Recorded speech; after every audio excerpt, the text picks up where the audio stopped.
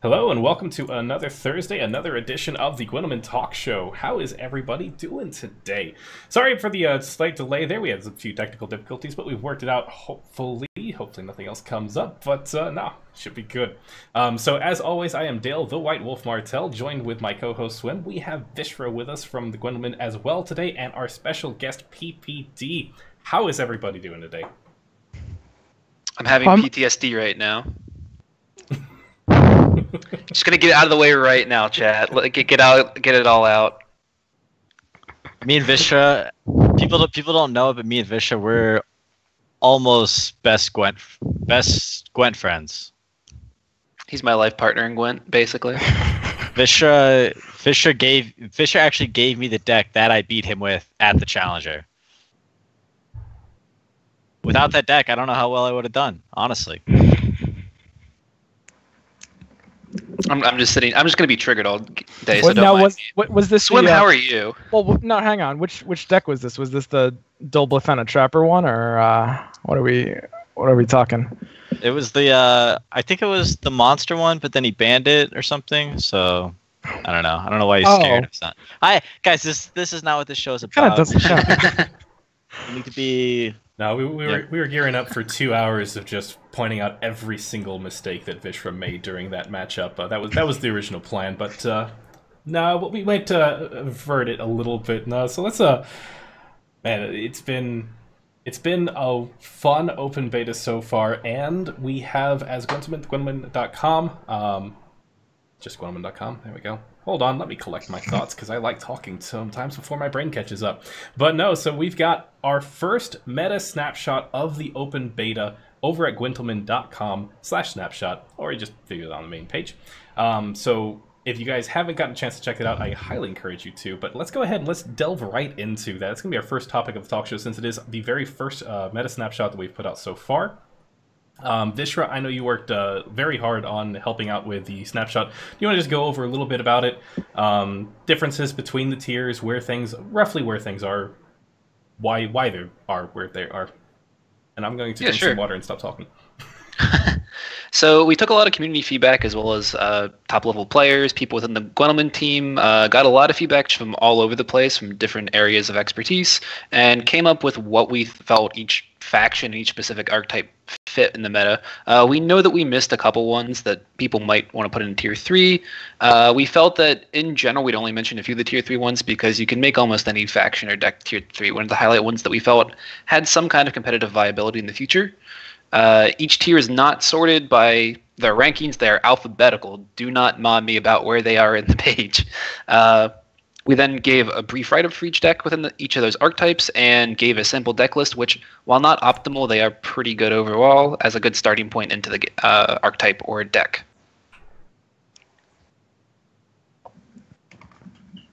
So what do you think of the meta snapshot?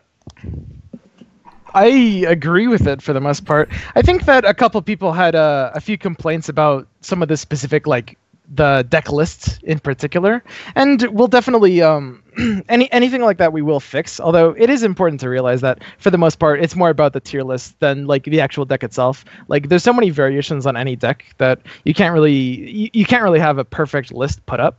But it's more about a representation of an archetype.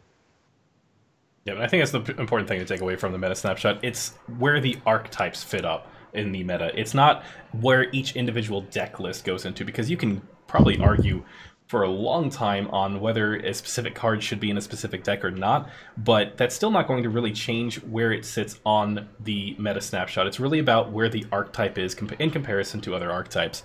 As I said, you can go ahead and read it off, but let's just start off of the Tier 1 decks. So we've got 5 of them currently, actually, which I think might be the single highest amount of meta decks that have fit into this Tier 1 so far. And I think a lot of it is due to the sheer number of changes from the open beta.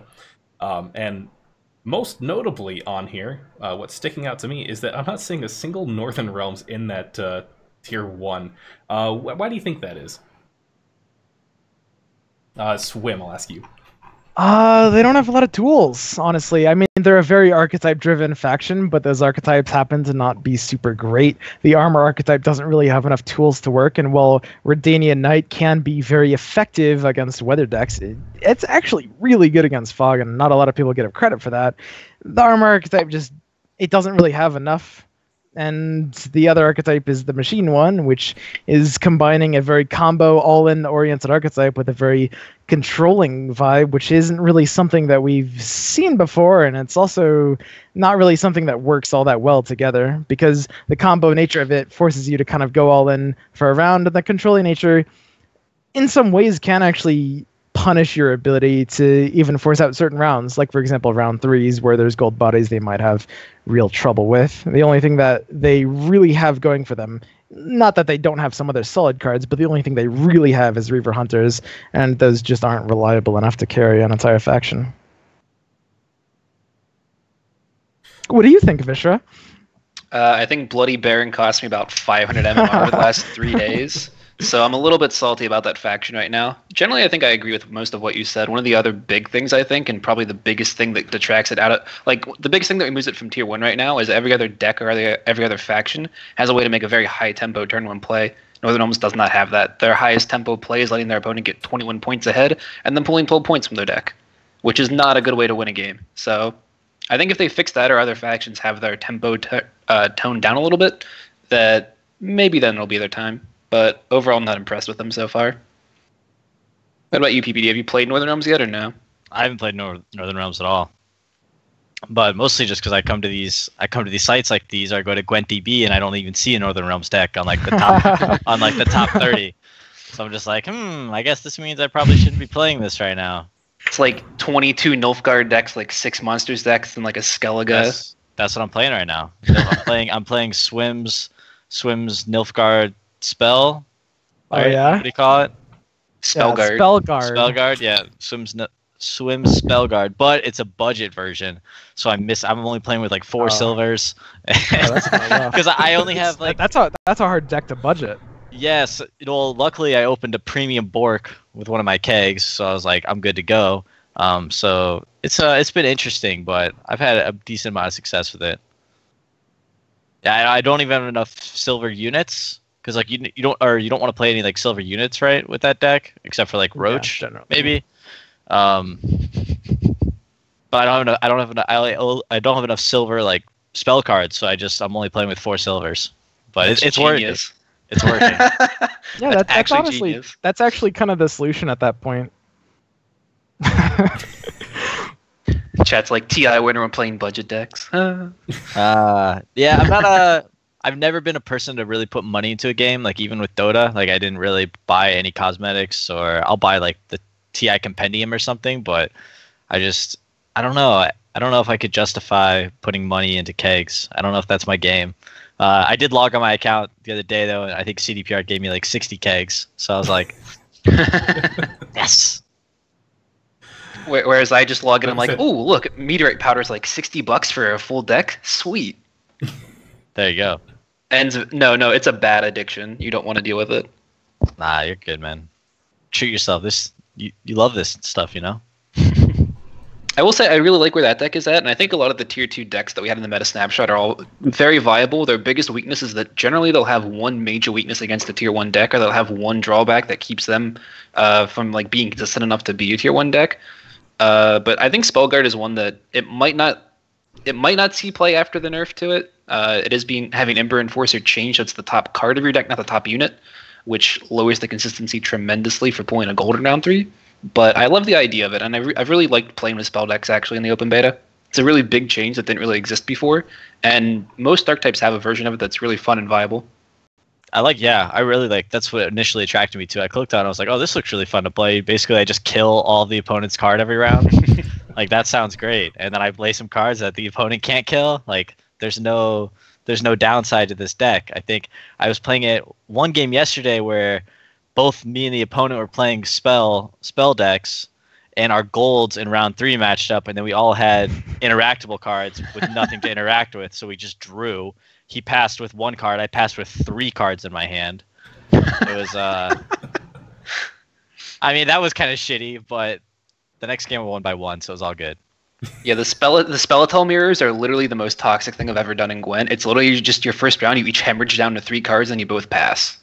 It's actually just awful. It's pretty bad, but it's fun to play. If you're, it's not fun to mirror, but it's fun to play. Yeah, it's fun to play, but not fun to play against. So that might be an issue. No, I think we've had discussions in the past on if it's healthy for the game to have decks or anything mechanics like that. So we'll see where those spell decks end up at. But you mentioned the tier 2 decks, so and you mentioned a little bit on what the tier 2 decks are separating them from, like what separates them from the tier 1 decks. And I'm just a little curious. So Vishra, like of the tier 2 decks, which one do you think has the most potential? I mean, obviously we have the hotfix coming up and changing some things, but do you think that they are possible? Like, what's the one that has the least amount of friction holding it back from getting up to that tier 1 spot? Probably Reaver Hunter combo decks, mainly because Reaver Hunter themselves aren't going to be changed. At least they weren't in the notes that CDPR gave us, and everything else in the faction is getting buffed. That's a card that is very, very close on its own to just dragging an entire faction kicking and screaming to the top tier decks. So the fact that that card's going to stick around in its current form and get more tools is kind of terrifying, actually. And Swim, same question for you. I'm thinking Spellguard. Now, you might say I'm biased because I made it. And that's technically a possibility. I saw one of the guys I was playing against, he was top 3 at the time, was playing that deck. And, I don't know, while at this point it is looking like it is inferior to the Scoia'tael spell deck in some ways, its lower level of consistency is really hurting it. It still ends up being very strong for all the same reasons.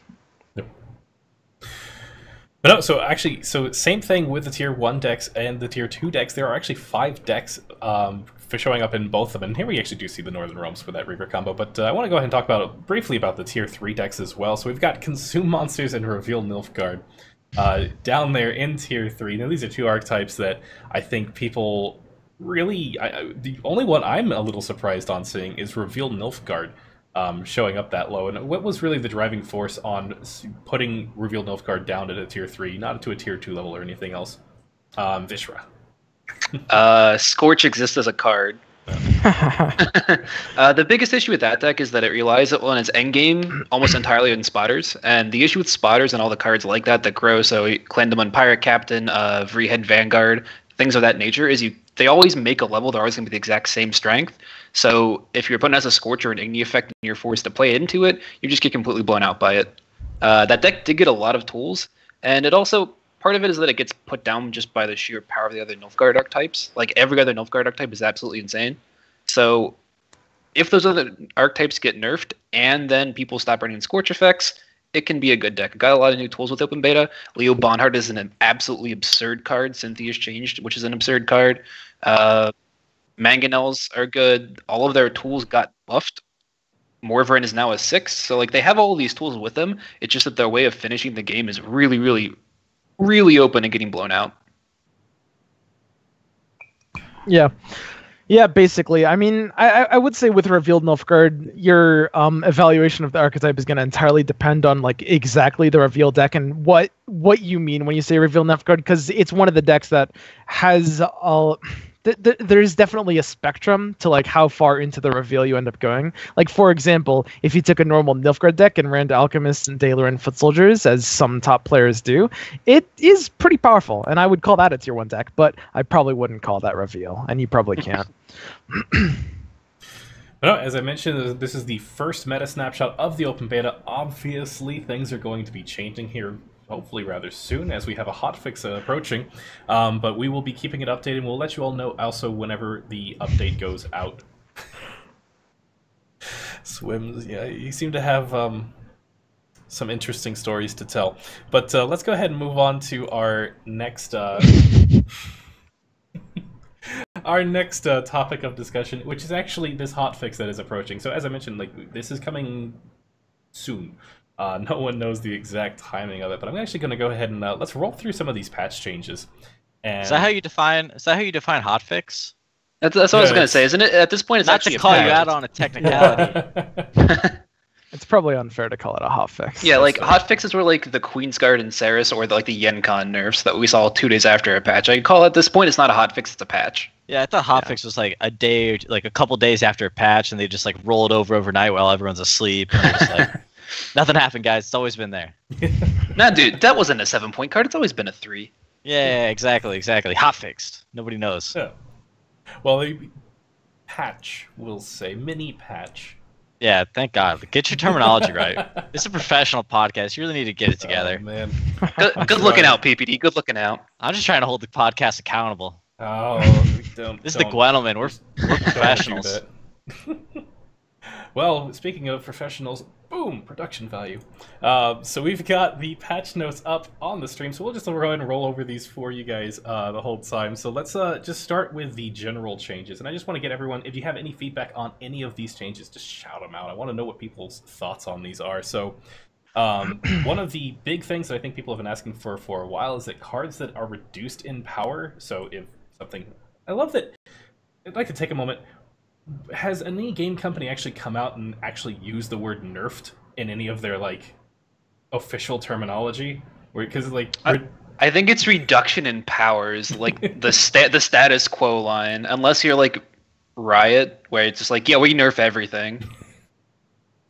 But no, so anything that's been nerfed or quote unquote reduced in power will be able to be milled for their full crafting cost for 5 days after the patch goes live. So I know this is something that people in the closed beta were asking about for a while, where it's like, hey, if something gets changed, can I get the full scrap value? And I think that's something that's really carried over from Hearthstone. Anybody who's played that, any patches that they do that end up changing how a card works, they let you go ahead and turn it into basically any other card of the same value. So if we had a, actually I think there's an example here, so if you milled a premium legendary that was nerfed, you'll get 1600 scraps, which is enough to create any other premium legendary. Just thoughts on this? I mean, it is, I think, maybe of an industry standard at this point. Is it something that people are just expecting all the time, so if they don't have it, it's odd? Or is it something that you think CDPR should genuinely be doing here? Dale, I'm going to take the lead on this one. I'm going to show initiative. I'm going to take a really unpopular opinion and say that they shouldn't do this except with things that are like massively changed. I think it's a really bad like status quo in a closed beta still. I think it was worse in closed beta, but in open beta still too. I think it's a really bad thing to do, to make people expect every time that you touch a card it's going to get refunded to people. I don't like that personally. I think they're really generous, and I think that it's probably not a bad business decision, but I am not a fan of that kind of a change, because then the community just starts to expect that every single time that you want to do anything. I'm going to take a really popular opinion. And I'm gonna say that it's it's probably a good thing. Now, in the vein of what you were saying, I do think it's a good thing that this is restricted for nerfs and not reworks or things that happen to be worse. For example, some people are, complaining that certain cards happen to be worse by, things that are getting changed, the various interactions, but things that aren't direct nerfs, and I don't think they need to be refunding those for basically the reasons you were saying. But ultimately, it's a good thing from CDPR, because they have this, their whole thing is that they're very generous. So there's a weird balance, right? Because you have, what's the incentive to having bad cards or cards that aren't popular, like in the meta, right? Like what's the incentive? You get to play with those cards and you lose a lot. Like that's not fun. Aww, damn it. You know what I mean? But then they also are incentivized to create new cards, and when they create new cards, it's going to change how the game works. And from a business side of things, they want people to buy those new cards or buy the powder or buy kegs to get those new cards, and then those new cards come in, and you have to get a patch to rebalance the game around these new cards, and then you refund everybody. All of their bad cards go away. Now they make all the good cards. The bad cards get ignored. Is there a point where you put in $100 into Gwent and that's good enough to play the top meta decks? Do you understand what I'm saying? Mm-hmm. Mm-hmm. I think it's part of why I don't like the idea behind it. I think it's a really good business decision for them. I think it makes them really popular and it makes people really want to invest money in. But I don't like it for that exact reason. I think the fact that it means people can not only roll over any deck whenever a deck is nerfed, but also the fact that it's going to be something that people think they're entitled to. I don't like that idea. I don't know, because as someone who's like a little bit more casual to the game and doesn't have all the cards, I if I decided, hey, I want to take, the money that I made this week from working, whatever job I have, and says, hey, I want to buy some kegs and get some new cards so I can win some more Gwent games. And if there's a patch that comes out and that changes that card, and all of a sudden this awesome card that I just spent my hard-earned money on is no longer a good card, like, what the fuck? Like, now I got to go make more money to buy better cards when those cards are just going to end up getting replaced? Well, let me approach it this way, right? So let's take the Croc deck. That's like the really popular deck right now. The biggest thing that deck is getting nerfed with is Clan Brockvar Hunter, where it's losing its veteran tag and it's losing the ability to keep its strength when it goes to the graveyard, which is a massive nerf, and that's really going to change the way that deck is played. You get refunded just for that bronze card. So you'll get refunded 3 copies of that bronze card if you own it. What about all the silvers and golds that you crafted for that deck, which is where the vast majority of the price of that deck comes from? You're not getting refunded that anyway. So what's the point of refunding just one card with it when the entire archetype potentially could be dead? Like, if you either go one way with it and go the whole way, or you don't go there at all, in my opinion.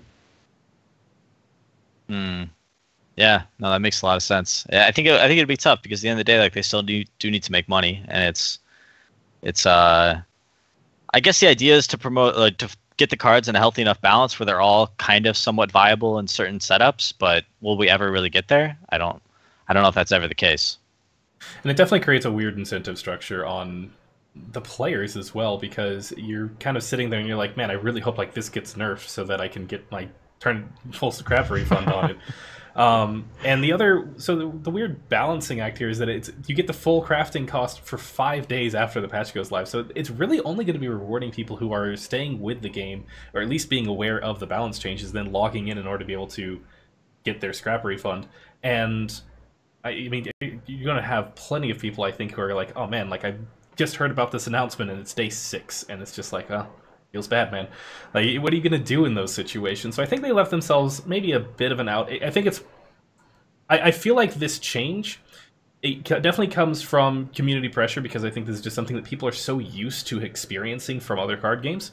And I'm not sure if it's a 100% good change, 100% bad change. I think it's going to be interesting to see how it plays out, because I can definitely see some weird incentive structures going on with this change for both the developers and the players, and we'll see if this actually influences development one way or the other. Hey man, that's just the meta of the development, That's the Hearthstone versus Gwent meta. They provide, replacements.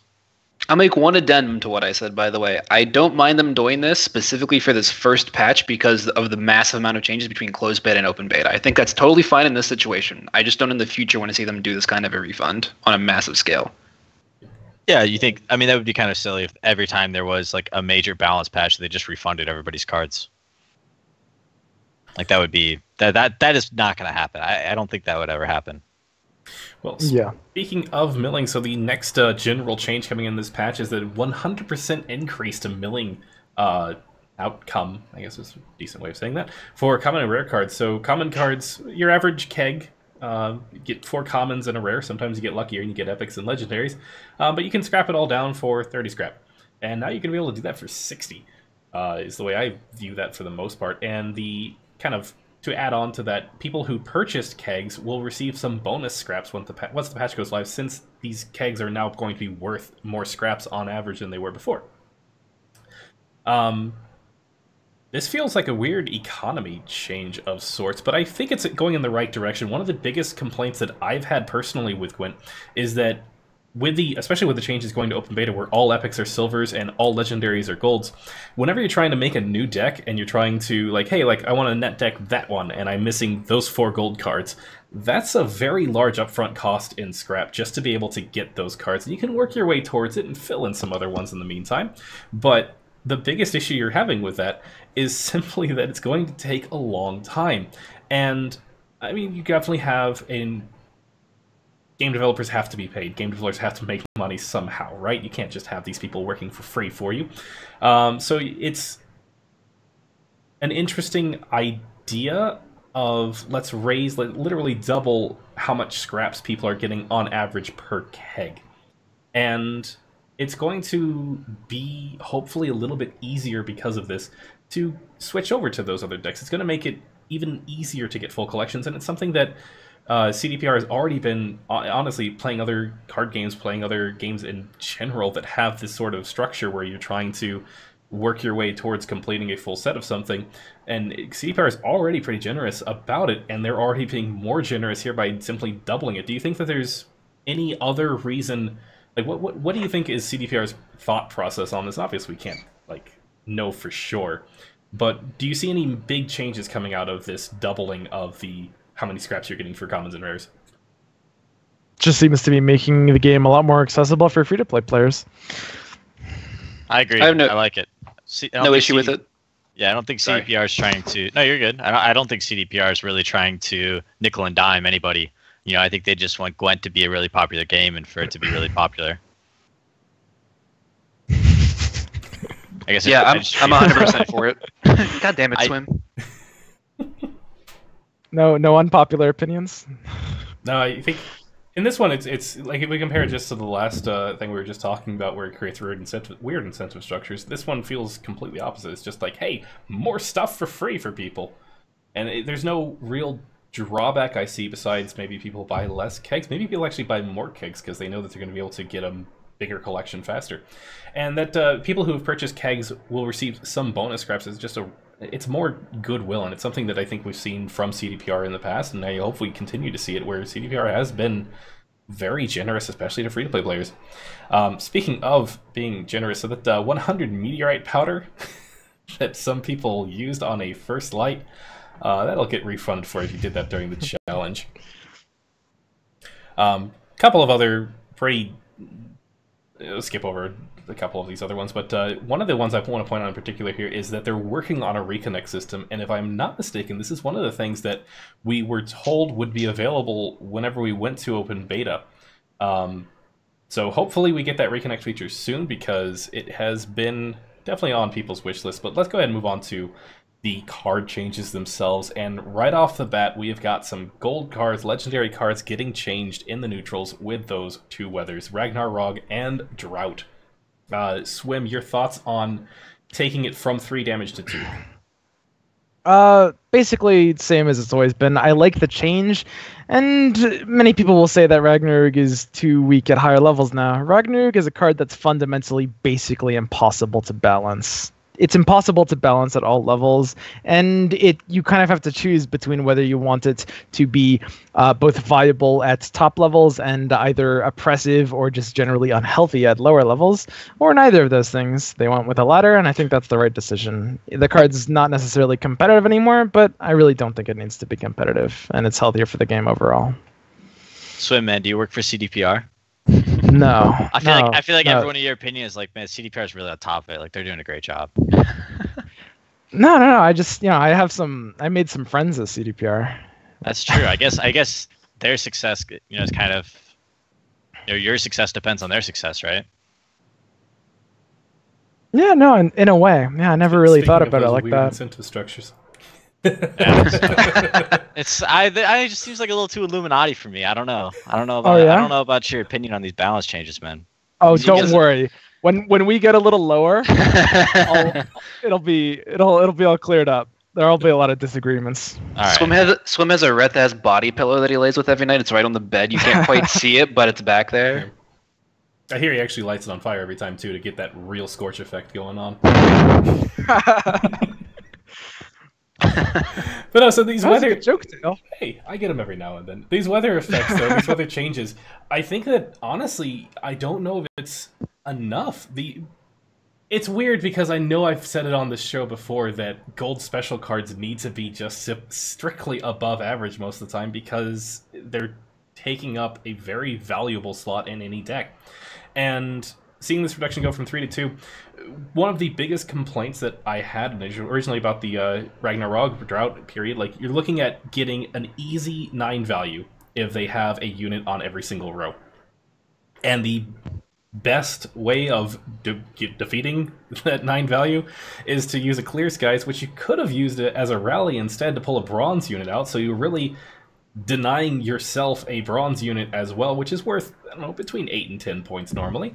And additionally, you're losing deck thinning, so you're looking at getting a very easy, between 17 and 19 point gold card just by using Ragnarok and getting the 9 value and having them have the immediate impact. And that's really only been reduced by 3, so we're looking at between a 14 and a 17 value gold card with very little setup, very little impact, and it can possibly just keep going and even higher if they don't have the First Light. So I'm wondering if it's going to be enough of a change. I'm wondering if it's going to be enough of a nerf, but at the same time, it's so hard to figure out that sweet spot, because anything that deals, and I will talk about it because I know there's another change going on with them as well, and it's one of the biggest things that Queen's Guard's always had an issue with. Whenever we are dealing with these very small numbers on anything, I mean, the biggest raw number you can get on something is, what, 25?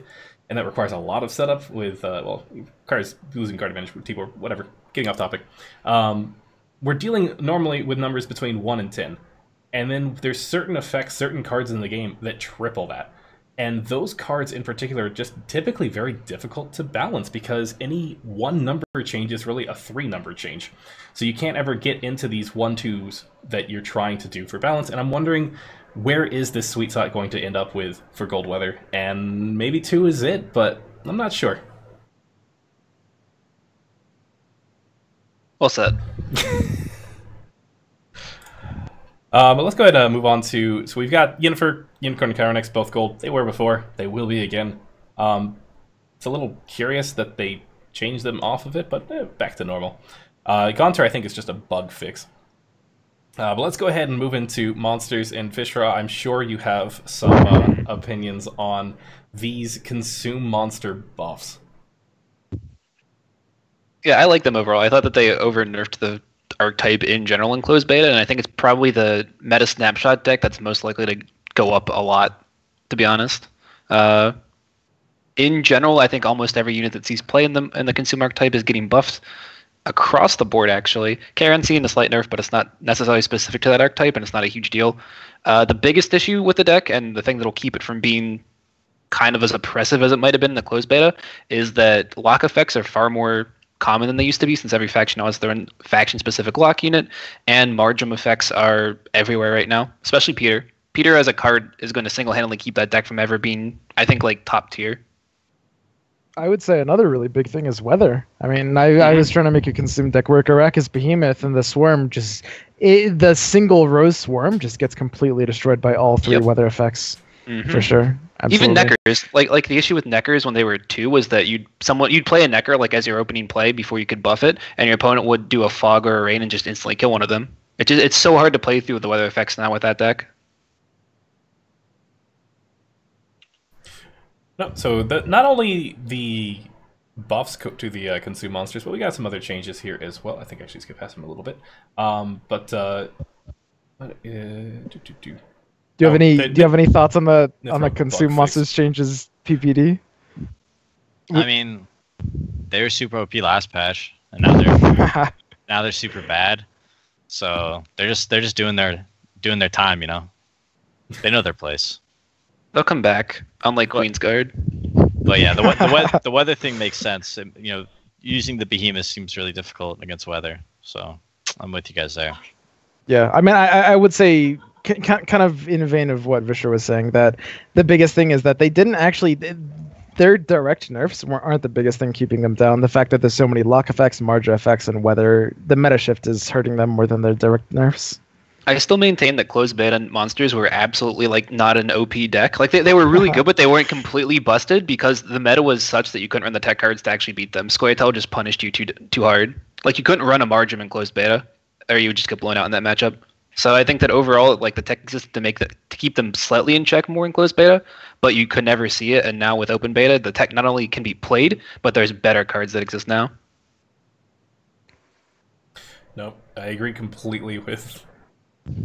We'll see if the buffs are enough to the base strength, but lock has just been hurting a lot of people, including Skellige, who is the next changes here. So we have got, I think we mentioned it briefly before, but the Brokvar Hunter no longer has the veteran tag, so no longer getting that +1 in between rounds 2 and 3, and now has the regressing tag. And I want to get your guys' thoughts. Obviously, a big nerf to the current Croc deck and a big nerf to Brokvar Hunter, but the regressing tag in general, do you think that that's something that has been Is it easy for new players to understand what's going on with that? I think it could be made more clear. The tags don't come up when you mouse over the thing like the keywords do, which is definitely a problem that I'm sure they're gonna fix. And once they do that, it'll be a lot more apparent what that means. The only reason the regressing tag really has to exist is because of the like self-wound Warcry archetype, which basically is why these things strengthen instead of boost. It's kind of unnecessary otherwise. The one thing I will say about Hunter is that despite losing its massive round 2 and round 3 strength, the card is still quite good, which is kind of a testament to how funny it is right now. Are you a fan of the 5 damage deal 3? Or 5, you know what I meant. Well, the fact that it still grows when your dudes get hit, so it's still very good with the light longship train, and it's still a very anti-weather card. Very good anti-weather card. What do you think, Vishra? I think that Skellige will be totally all right. Maybe not Queensguard. I think Queensguard kind of hit that part of their nerf cycle. Queensguard is like a wave. Like they get buffed or they get ignored and they go to the top of the wave and they're like everyone hates them, and then they get some kind of nerf and they go to the very bottom and you don't see them for like a few weeks, and then it just continues. So I think this is the bottom of the wave for them. Yep. But yeah, I agree. Brock for Hunter is probably the second best bronze in the game right now.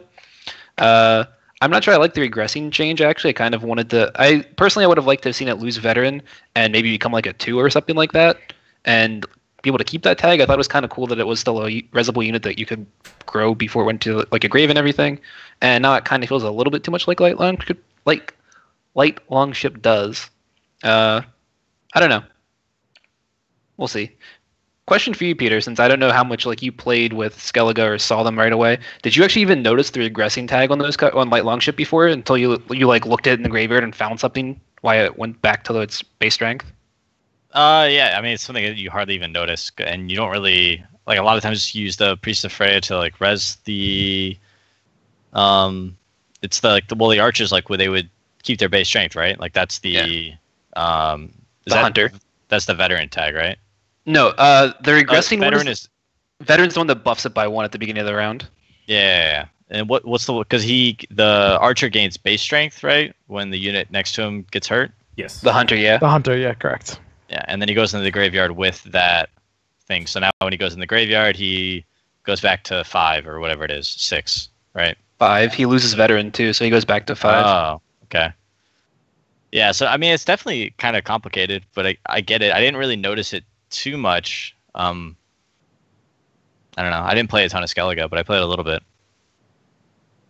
Yeah, my biggest issue with that change overall is the fact that I think that right now, I'm sure they're going to fix it, is the fact that regressing isn't actually a keyword. So like you don't actually notice it, and I've had multiple people in my chat when I play Skellige, they're just like, why did that thing go back to its base strength? What the hell does regressing even mean? So that's one thing that I hope that they clear up. But overall, I actually really like the Skellige changes, and I think that the faction's totally fine.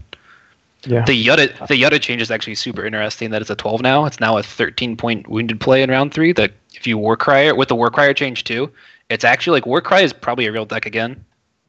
I was gonna say there's a lot of buffs to the self-wounding Skellige here. We have Warcrier now. I think his effort got reduced, so he's not reducing his own value nearly as much. Basically everything that was already wounding itself just got its base strength increased by 1, so it's even more powerful than it was before. The interesting change I think here that we haven't gone over yet is that Savage Bear change. So the strength got increased, which normally you would think would have buff, but the effect where it's actually damaging the unit is now going to be applied after every other effect except for weather. And that's going to be a pretty big overall nerf to the card, I think. One of the biggest, like, for example, if you're playing against Nilfgaard, right, who plays against Nilfgaard these days? But the Vicovaro medic, and currently, if you have a Savage Bear on the field, that Savage Bear eats that medic. It's just like, get out of here, you're not doing anything. But with the change coming in the patch, we're now going to be seeing that medic rezzing something and then dying to the bear. What order do you think is the preferred order? What do you all think of this change? Because for me, it seems like a very big nerf that might be seeing Savage Bear being taken out of a few decks that he was in before. Yeah, basically. I think the change is probably a positive thing. Like some people are sad that it's gone because it was an interesting mechanic that prevented you from you play it early and you can force someone out of playing some of their cards. And the problem is that without some kind of limit on it, it can force really, really bad situations. I think I would have liked it better if they had, I don't know how, some kind of limit on it, some like number of units it hits before it stops doing it, maybe something like that. Something that gave you a way to play around it if you didn't directly have a way to kill it necessarily. I think this is fine though. I will say regarding this change is that 1 point of strength on a bronze unit that has low strength value that does something passively over time is definitely not to be underestimated. I will say that its nerf is exaggerated because 1 point on that kind of card is going to matter a lot. But it is still nerfed for sure. Oh. And then Skellige Storm is now affecting units from left to right just to match the animation, which is... That one actually killed me. But Northern Realms, so... Oh, go ahead. But waves hurt more where they crash, not where they come from. So when you think about it... No. Nope.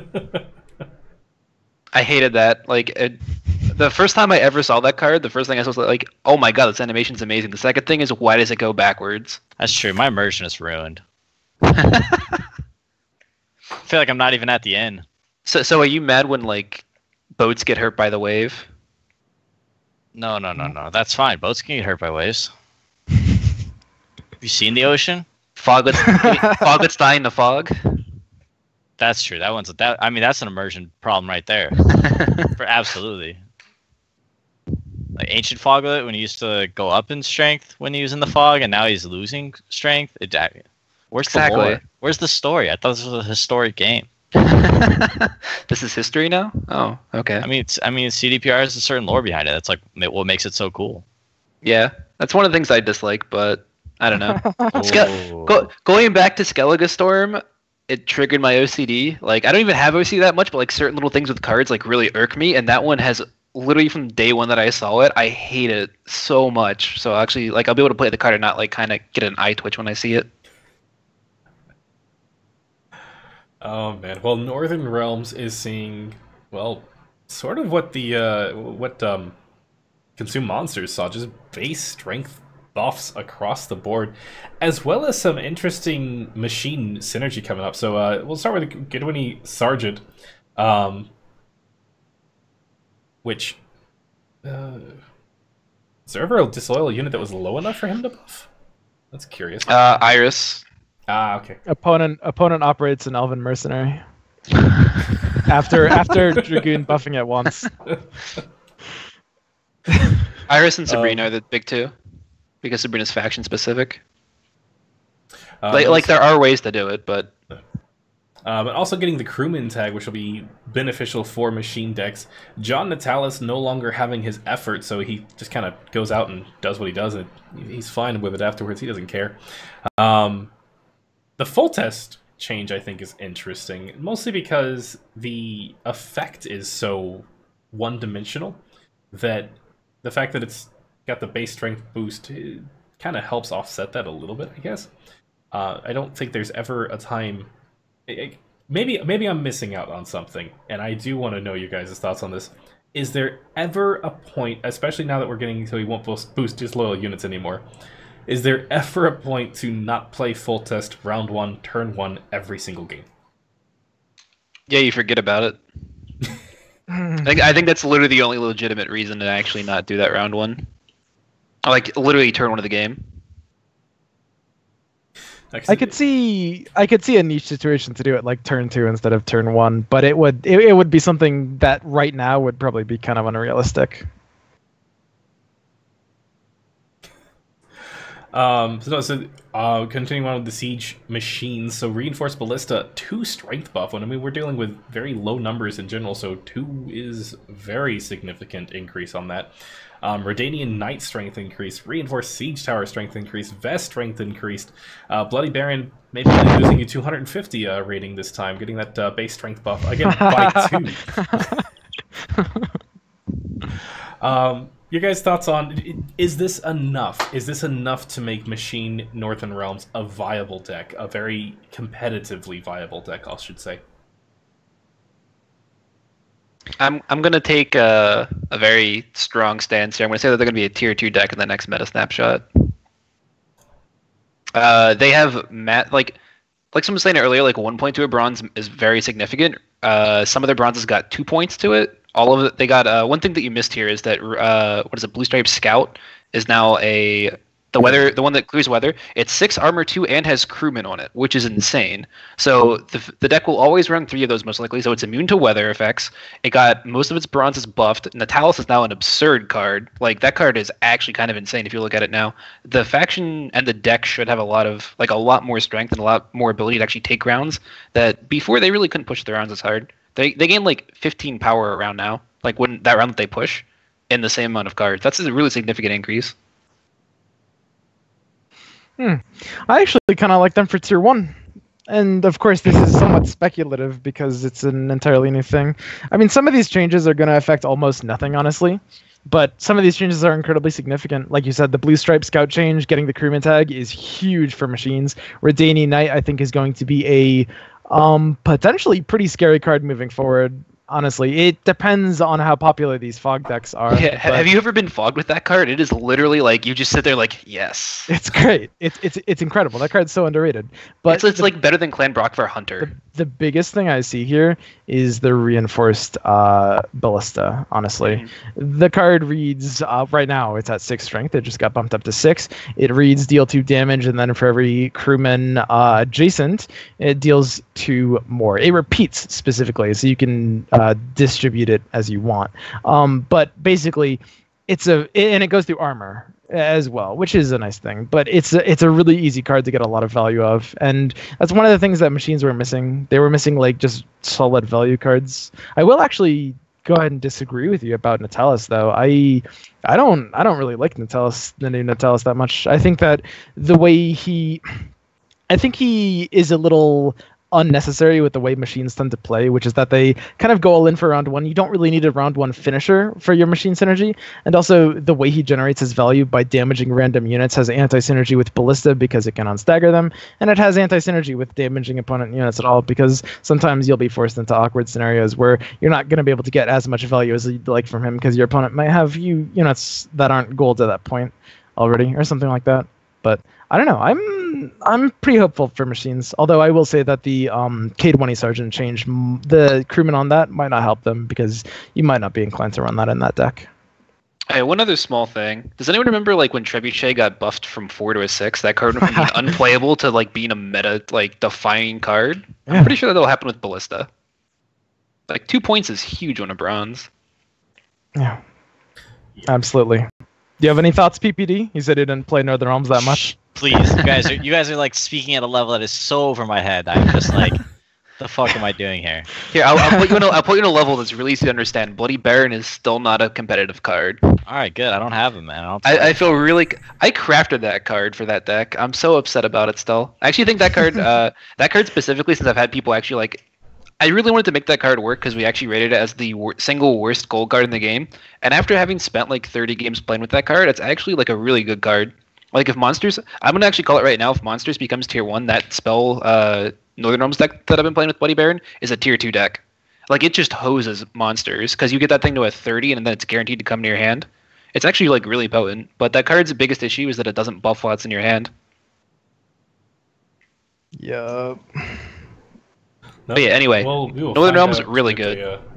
We'll find out with if these base strengths changes are enough, because I think of the new archetypes introduced, Northern Realms got 2 of them. It's got that armor thing going on, which got a small buff, and it's also got the machine archetype going on, and both of them just saw a numbers buff. And that, honestly, I think is all that's really going to be required to push Northern Realms, especially the machine archetype, up to a competitively viable deck.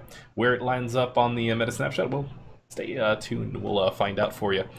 But let's go with these next changes. Scoia'tael seeing a lot of changes. Big nerf to Protector.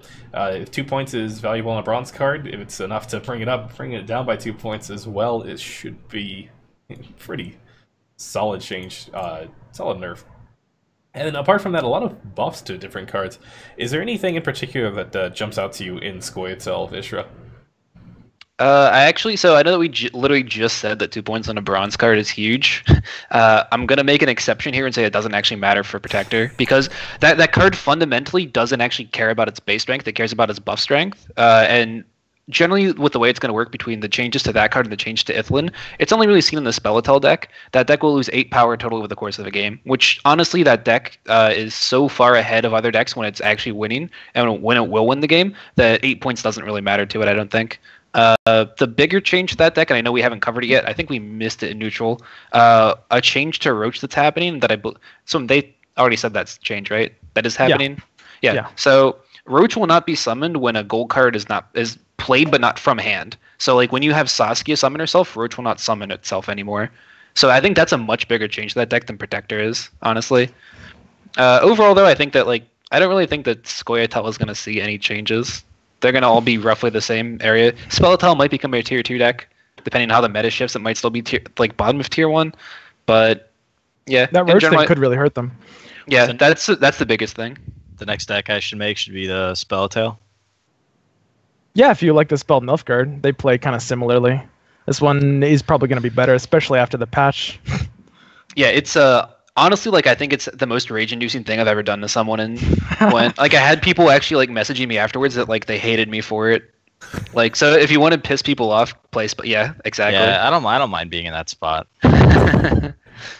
Yeah, I think the other changes though, they didn't really do anything for the movement archetype, so that archetype is still probably not that good. The Mulligan archetype didn't really see any changes that matter to it, and Dwarf saw a slight nerf.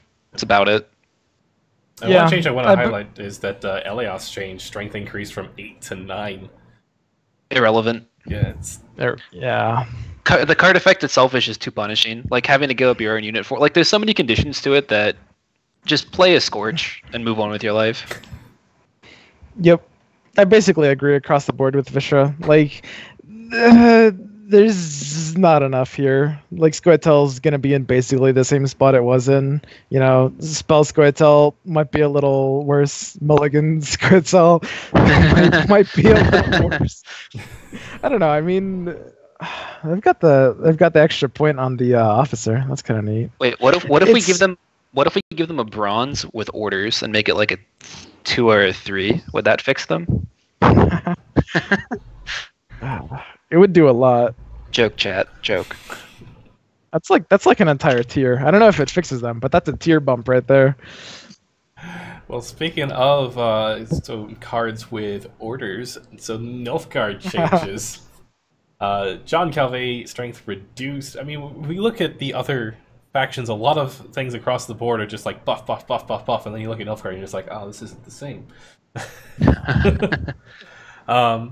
Slight increase on the M here, coming up, literally just changing some strength values around there. Vicovaro Novice, big nerf in my opinion, going from 3 strength to 1 strength. Vicovaro Medics will no longer be showing up in the graveyard if they were played, which kind of makes a little bit more sense. It always led to a weird dynamic, I think, in the mirror matches. If you were running Nilfgaard and you had Vicovaro Medics and you're just I play it round 2 and then he just steals it again for an extra point round 3, this is just odd. Any other big changes? A couple of bug fixes. The Imperial Golems, I think we can all agree needed something changed, but is that strength reduced from 3 to 2? Is that enough of a change? Well, Vishra was talking about tempo, right? Round 1 tempo. So this is a little bit of a play on that. It's more of a nerf to Nilfgaard than it is a nerf to Imperial Golem. A nerf to Imperial Golem implies that there's still a chance you're going to cut it in any deck ever. It's not a nerf to Imperial Golem, it's a nerf to Nilfgaard. Yeah. I would have preferred something different, personally. I prefer that card doesn't exist as a bronze. Yep. I had this discussion with someone, and I've had most people that I've talked to about it agree with it, hypothetical Peter, if you're building a Nilfgaard deck, and you see Imperial Golem in your collection, and it is a 0 strength bronze that functions the exact same way, would you still put it in your deck? Probably. There you go. That's all I needed, because the fact that you would put a 0 strength bronze in your deck, or like knowing that it did literally nothing but thin your deck for 3 cards, should explain why that card just shouldn't exist in the way it does. My personal belief is that if they want to keep it with that effect, if they don't just want to change it completely, make it a silver and make it like a 5. Then it actually has deck building cost to it, and it still gives you that tempo swing, but it actually comes at some kind of a cost. Right now, it has literal 0 cost to a deck. If you build Nilfgaard, you put that card in your deck, and it's free. Yeah, the problem is the bronze slot. Like, you can compare this. You were saying fix it with silver, and that's one of the solutions. The problem is you compare it to like Roach or Saskia. Roach and Saskia, having a silver or a gold card being pulled out of your deck is a bad thing. It's a cost, because the average value of a card in your deck is between bronze and silver, and lowering the density of high value cards in your deck is a negative thing. But pulling bronzes out of your deck is a positive thing, because it increases the density of golds and silvers you're gonna draw. It's impossible to balance this kind of effect on a bronze. Absolutely. No, I completely agree. The fact that it is a bronze card and you can run 3 of these, this is one of the few times I think I could ever advocate, if you have a Nilfgaard deck and it's 25 cards and you don't have Imperial Golems in there, just throw them in. Go to a 28-card deck. You're going to screw with your mulligan a little bit. Blacklist mechanic is going to help you out significantly in that regard. But you just have free strength, and I mean, right now it's 9, it's going to be 6. That's still crazy that you can have literally 0 to a little bit deck building cost in this. And I think it's just going to be too difficult as a bronze, and I would not be surprised to see this go up to a silver. Whether it's 5, well, 5 is a little odd simply because Roach exists as a card, but if you make it high, like Saskia's a 7 as a gold, so the value has to be somewhere in that. I don't know if I think a 6 might be too much. And like Roach is different. Roach only summons off of golds that you play, whereas this is specific to your leader ability, so it is a different effect than what Roach is. So I think that you could put it at 5 and have it be comparable to Roach, but you pull it a different way. Then it also makes it so it's actually like, the issue with like Amir and why Amir is the least played leader right now is not because of his power level. I think it's actually probably the best Nilfgaard leader actually with what it does, but it's completely reactionary. So you can't play it in a deck with Imperial Golem, which makes it just unplayable right now.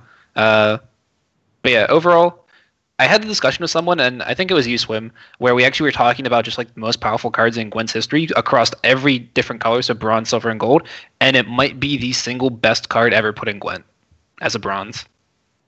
All right, so how bad do you have to make the card for it to not change its function? Like, could you turn it into a spy and put it on the other side? It buffs Imperial Brigades and other things. So you make it like a 1 You'd have to spot. make it like a -4. Yeah, it would have to be more than the negative. It would actually have to be. Card. It would have to literally be like at minimum a 2-strength spy, and that still might be too good, because then all of your Emperor Brigade just get +6 when you play your leader ability. Like, making it a spy is actually potentially detrimental to the game. Yeah, 3 and 4, and they scatter across all the rows. All right. It can't exist in the design space. It was a really cool idea, but we've tested it. It's clearly busted. Let's move on. Yeah. Mogwai in chat is saying just redesign it. I wholeheartedly agree. Speaking of redesigns, you mentioned Vikavar and Novice. That's a card I actually kind of wish they redesigned as well. Because they specifically had to nerf Emissary because that card was too good with Emissary. That's why Emissary now doesn't pull Emissaries itself anymore, because we were just chaining Emissary in Emissary in a Novice and an Emissary in a Novice and just thinning your deck by 6 cards. I like the idea of the effect, but as it functions, it causes too many issues, I think. And you could literally just put Emissary back to what it was and give Novice a different effect. I actually saw it more of as CDPR's response to changing Emissary. I think that the Emissary change came first, and they're like, well, people still want to have the same effect. No? Novice was put in the game, and Emissary still pulled Emissaries, and then we were like, this is ridiculous, because you can literally thin your entire deck out. And then Emissary got nerfed to not pull other Emissaries, and then it's still probably too good of a card. I stand corrected then.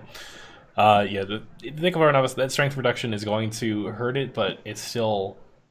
We already established that we're willing to play 0 strength bronzes as long as they fit. So even 1 strength is better than that. But no, so some heavy Nilfgaard nerfs across the board. Let's go ahead and move on to the final part of this patch notes. It's just a quick little thing on the little infographic. on the new crafting, mill outcomes. What is this? New milling outcome values for common and rare cards, just so you guys can see it visually. And for anybody who wanted to, I think we meant to address this earlier, but these patch notes are literally just on GwentDB.com. I think it's like their first news story, and that's where we're pulling these from. But that is the end of the patch notes. Should be interesting to see how this all plays out. But let's go ahead and move on to our next topic, and boom, gone again. It's more of a quick announcement sort of deal, but for anybody not aware, the Gwentlemen's Open, TGO, it is obviously we are the Team Gwentlemen, but the Gwentlemen's Open is this weekend, and sign-ups are still open, so if you are interested at all in getting into the tournament scene of Gwent, it plays very differently from casual, it plays very differently from ranked ladder. It kind of has its own play style to it, and I highly encourage everybody to check it out at least once. And I think that the Gwentlemen's Open, Vishra's already got the link for you guys in chat, is an excellent opportunity to hop in, see what tournaments are like with Gwent, see if it's something that you like or not, and it's just a way just to get into it and get your feet wet. We also have a $250 prize pool going on with it. Not quite as high as certain other big tournaments, but we try our best sometimes. That is up from our last tournament. So not only can you get your feet wet, but you can also go ahead and win some prizes, and we're working on getting some additional prizes for you as well, but no confirmation on that. But with that being said, so Gwentlemen Open this Saturday, this Sunday. Saturday is going to be the qualifiers. If you can make it past day 1, you'll make it to day 2. But that being said, our next main topic of discussion, and I think we have a pretty good group for this. How do you prepare for a tournament like this?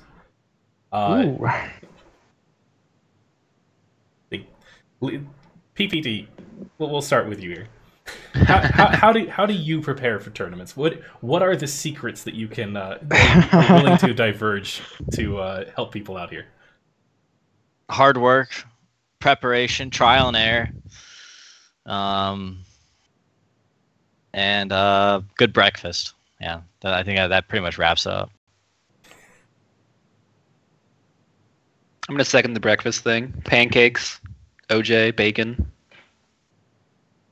Right now, you go into your deck collection and you click Nilfgaard, you click John Calvite, you click Imperial Golem 3 times, and you're set for one of your 2 decks. No, I think we're gonna find a lot of really interesting decks this week. I've been playing the Good Gaming tournaments the last 2 weeks ago. I played it, then this last week I didn't get to play it, but I kept a pretty close eye on it. There's a lot of different decks that are being innovated on right now, and I think that in a tournament setting, you tend to see a lot of different things that you won't see on ladder because you can prepare for specific decks or specific matchups much better. Yeah, I'm looking forward to it. I'm pretty confident saying that Monsters and Nilfgaard are going to be the 2 most popular decks, and the 2 most successful at least. Do you get to ban one as well here? We aren't for the Swiss, but we're doing strike format for day 2 actually to see how that works. Really excited for that actually, just from preliminary looking at it. Do you know what that is? The strike format? Yeah. No. So each person will bring 3 different decks to day 2. You have to submit your deck list beforehand, and basically what you'll do is you open up an app that's being set up right now. It'll pull up all 9 matchups. So each player has 3 decks. So there's 9 total potential matchups that can be played. So like your deck 1 against their deck 1, 2, 3, etc. down the line. The first player gets to ban 1 deck. The second 1 specific matchup. The second player gets to ban 2 specific matchups, and it goes back to the first one to ban 2 other matchups or 1 other matchup.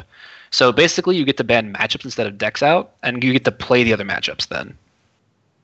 It actually lends itself very well to what I mean when I say that tournaments kind of have their own feel to it, is because you're allowed to mess with the rule sets like this a little bit, and one of the benefits to this is that you're able to bring some lineups that are going to specifically target other decks, and you're like, my deck 1 really works well against his deck 2, but his deck 3 is just going to crush it if I end up in that matchup. And with this type of format, you're able to ban out that matchup completely. You can say that my deck 1 cannot beat his deck, or cannot fight against his deck 3, and try and get that positive matchup. And it should be very interesting to see. I'm very much looking forward to it. That is going to be for day 2. Day 1 with the Swiss qualifiers, I believe, is just a standard conquest, if I'm not mistaken. Mm-hmm. Cool. So bring 2 decks. You need to win with both of them against your opponent in a best of 3. No holds barred. Yeah, and I thought that's one of the cool things about preparing for like the tournament mode that's so different for the regular player who, you know, you go from like playing casual or even ranked, is you don't really have to prepare up against like a ladder deck, which changes everything almost.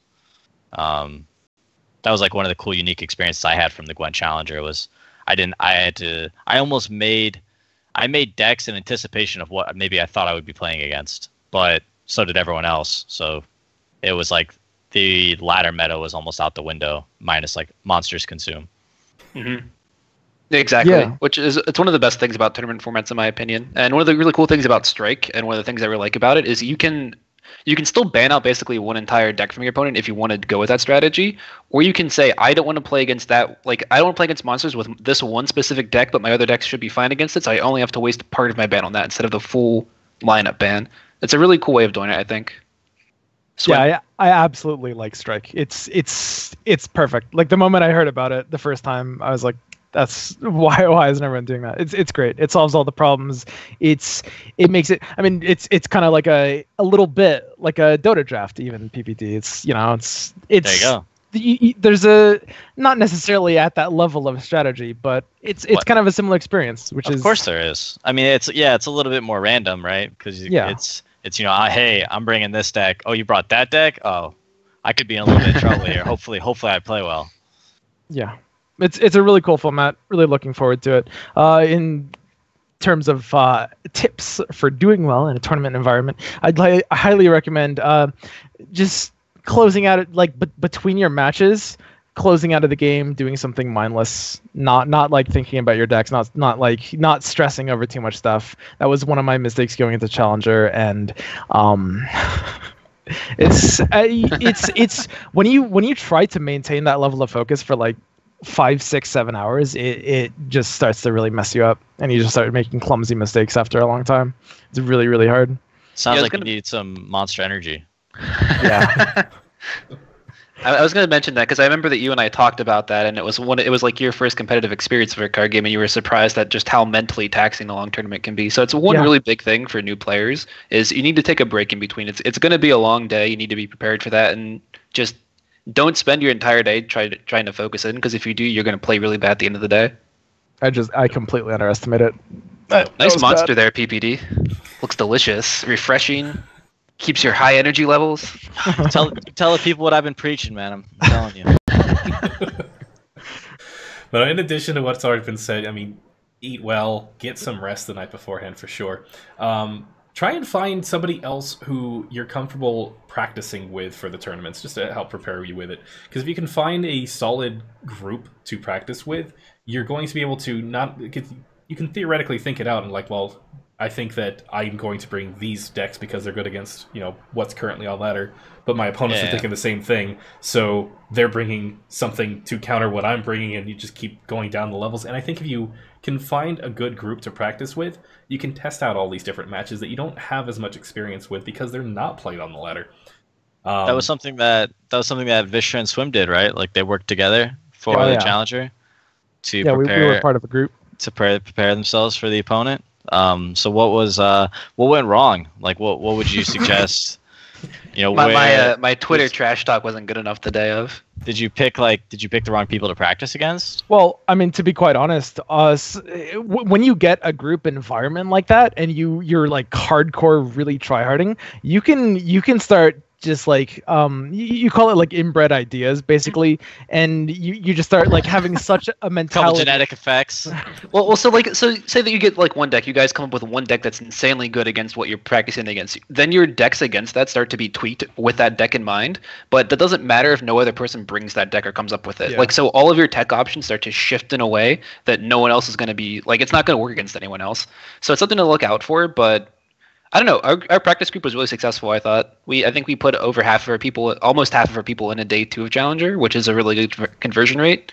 Not everyone's ever going to get through. It does take some kind of luck to get through long tournaments like that. I was unlucky. How do you organize something like that?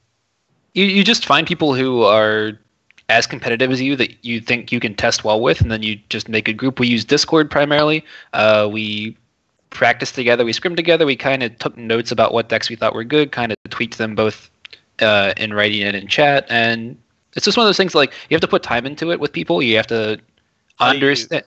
Wait, so how do you meet the people? I think most of ours are like just really good ladder people that we invited to the group primarily. Like we knew that there were a lot of people who were both very good at ladder and just very solid players in general from playing against them, from seeing them around in tournaments, stuff like that. So how do you introduce new players? How are you going to bring new players up? If these test groups are what are producing cream of the crop players, what's the, it seems like there's a little bit of a barrier to entry, getting into the boys club. I think right now it might be like that just because like in Gwent itself, it's very hard to actually like communicate with other players if you don't go outside of the actual client itself. GOG is not the greatest at interacting with other people. So you kind of have to reach out yourself into like Discord groups, maybe the forums, stuff like that, and find a place where people are actually at who you can discuss stuff with. And if you express an interest and you actually you can show that you're willing to put the time and effort in to improve yourself and improve other people, I think it's something that gets taken notice of. We had a couple people that we didn't start out with, but we found them. They were putting a lot of time and effort into it, and they really helped us out. Well, I mean, I think that one interesting point is that, you guys have a wealth of knowledge within your circle that a lot of people don't understand. Like, when I showed up to the Gwent Challenger, I was so disappointed in the decks that I made because I learned so much just from being around you guys for a day or two.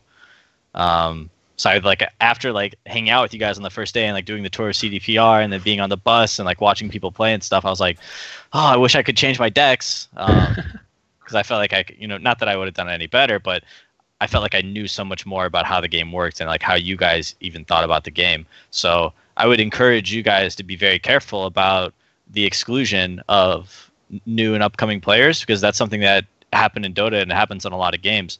The same Dota pros that were Dota pros 10 years ago are still the guys at the top, and that's because the way you get better at these games is by playing against people that are better than you and learning how to adapt to beat them and to get onto their level. And when you don't have those kind of opportunities on a regular basis, it's really hard to catch up. And then it almost creates this incestuous cycle where the best players in the world only play against the best players in the world, and they become so much better than everybody else, and it creates this huge skill gap where they might not ever catch up, is what I'm saying. One of the cool things, though, with card games, at least in general, and you see this with Magic, you've seen it kind of with Hearthstone, but just the game itself doesn't really lend it to it, is that personal skill level matters a lot with this kind of a game, right? And people who, at least at some point, are at that level will see some kind of competitive success, and I think that gets you noticed pretty well. Even if you just look at people like Pride, who just won one of the recent good gaming tournaments, he's already been picked up by a team. So is that Pride? Where's he from? No idea. Brazil, if I'm not mistaken. I know him. You know him? I know him. He's actually on my friends. I used to play. He used to play professional Heroes of Newerth 5 years ago. He was on the Brazilian team that was always up there with all the other North American teams. Yeah, but weren't there only 10 people playing Han? So if you were part of the top 5, you were just golden. Yeah, that wasn't exactly the case back then. Whatever. Quips aside. Yeah, that guy's a good gamer. But yeah, they're. Oh, I could real quick. Go ahead. I'm just gonna drink some water, okay? All right. But no, card games are inherently information games. It's all about knowing what you can do with the cards that you're given, what each card, how it interacts with everything else, and because of that, card games are something that you can, as an individual, get better at the more you learn about the card game. And that's something that, as far as trying to break into any the top tier, it's really not. At least for now, and I'm hoping that it never becomes in the future. I don't feel like it's a big gap to do so right now, because you can find these other people who are willing to share their information with you. And I think that as far as trying to find a practice group for the tournament, Discord is going to be an excellent opportunity for you, because the official Gwent Discord has a ton of people on it. I believe it has a competitive section as well. Reddit will help you as well. You just need to go out and find people and talk with people, and one of the best ways to do that is to share information, and that's something that we as Gwentlemen have been trying to do with our articles over at Gwentlemen.com. It's where Swim actually originally discovered the blacklisting mechanic, if I'm not mistaken. We're taking credit for that. Oh yeah, that's correct. That article was the first public eyes on that mechanic. I kept it to myself for 3 months. But what I'm meaning to say is that the information is available to you. You just have to go looking for it. And I think that, especially with as inclusive as the community has been, it just go out into any Twitch stream right now and ask, and somebody will try and help you. So I'm hoping that it never gets to that point where it's just this totally secluded off boys club. Yeah, and I think a big part of it, like for me personally, like I started pretty late actually in Gwent's closed beta lifespan. I started out without knowing anyone in the scene. I watched a few streams. I watched Swim for a little bit, then realized that we're better people. Prepped for myself for a TGO, did okay in that. Got invited to the Gwentlemen, like the Gwentlemen Discord, where if any one of you want to join it, I think we have it linked somewhere. So if someone can link it, that would be great. It's open to the public. Got in there, met a few people on the team, then played other tournaments. And like at that point, you just you start to get to be able to be in contact with people who are really good, and it helps improve your game. Like PPD was saying, like playing with good players makes you a better player, and it's the same with any game, whether it's a card game, whether it's a MOBA, whatever. So just get time in playing against those better people. Be nice. Be friendly. Yeah, Vishra. Eat good food. Yeah, once you get to the top and your ego's out of control and you turn into a Vishra, you can just be super negative and grouchy. And then you can just get slammed. Well, people will still talk to you because you're so good, right? Like they want to become as good as you. You still have a use for them. It's because I like a good breakfast. That's why people like me. There you go, man. Eat healthy, live healthy.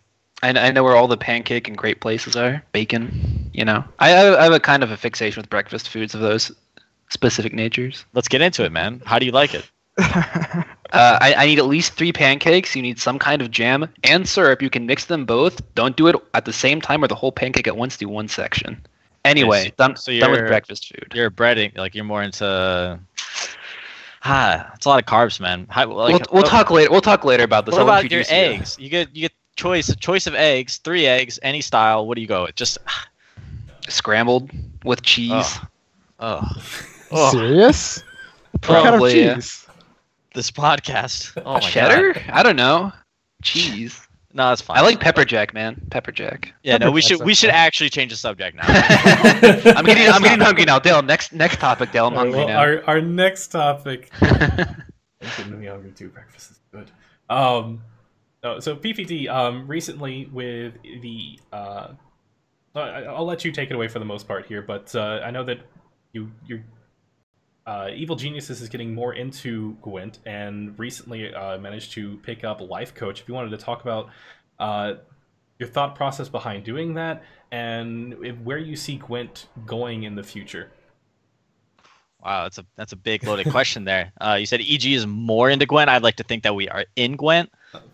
We signed Life Coach to our roster, officially part of EG. I played at the Gwent Challenger tournament. How'd that go? Yeah, surprisingly well. Surprisingly better than expected.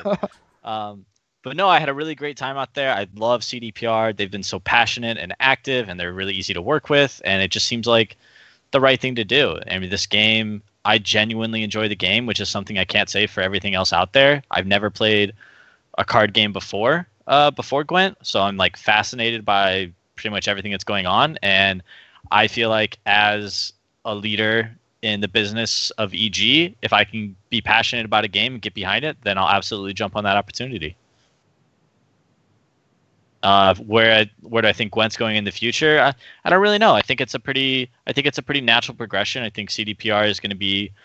I think they have a couple things lined up which are top secret, but no, I think they're headed in the right direction. I'm really excited for what they'll be able to provide to this game for like all the players and people that want to be pros. Now, what do you think? Right now, the only major teams so far that have made splashes, there's been some of the minor teams that have signed players so far, but the major ones so far are Evil Geniuses and Complexity right now. When do you think other organizations are probably going to like switch into it like they did with Hearthstone? Or do you think that they won't? I think they will. I wouldn't see a reason why they wouldn't.